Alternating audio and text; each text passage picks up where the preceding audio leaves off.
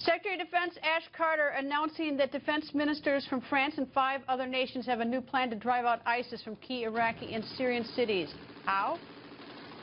To accomplish these objectives, we are, as Jean-Yves indicated, enabling local, motivated forces wherever ISIL has spread as the only practical strategic approach, not only to defeating ISIL, but also of sustaining its defeat thereafter.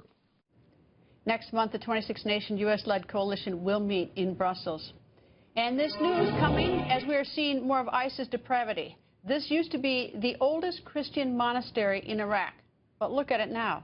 Mosul's St. Elijah Monastery completely wiped out by those ISIS savages. Now, the monastery had stood for 1,400 years before being destroyed.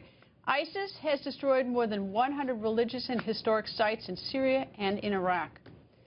And former Secretary of Defense Robert Gates going after his former boss, President Obama. Today, Secretary Gates saying the president does not know how to take out ISIS.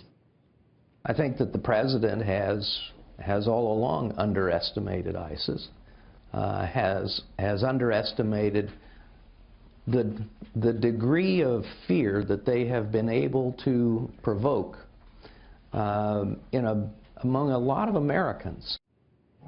New York Congressman, a major in the U.S. Army Reserves, Congressman Lee Zeldin, goes on the record. Good evening, sir. And when your former Secretary of Defense says that you underestimate the enemy, the American people are probably deeply distressed to hear that. I think a lot of the American public would agree, and we know enough just by watching the news, as the president once declared this to be the JV team, has urged strategic patience, has spoken about the need to get them more jobs, has declared ISIS contained every single day, whether it is plots foiled or actual attacks here at home, or what we are seeing overseas, whether it is ISIS or other radical Islamic terror groups. The average American public gets that this is a real threat to our homeland, and it's an important need for us to evolve our foreign policy. So I think the president is kind of the last one to the dance on this one. Well, you know, I still don't understand. Why won't he say radical Islam? I mean, who does he think is doing this stuff? I know that this president doesn't play for the same team that I do. I don't know exactly what team it is, but you can't eliminate a threat that you're not willing to identify. And step number one is being willing to confront the fact that we are at war with radical Islamic extremist groups in Iraq and in Syria, but also in Libya and in Mali, all across Africa, now spreading into Asia. And the longer and longer that this president lives in a state of denial as to reality, the more that ISIS spreads, the more of a threat it becomes. The wealthier they are, the more resources they have, the more people that they have. So for whoever our next president is, coming in January of 2017, they'll be inheriting more and more of a threat as a result of this president not being willing to identify the threat or eliminate it.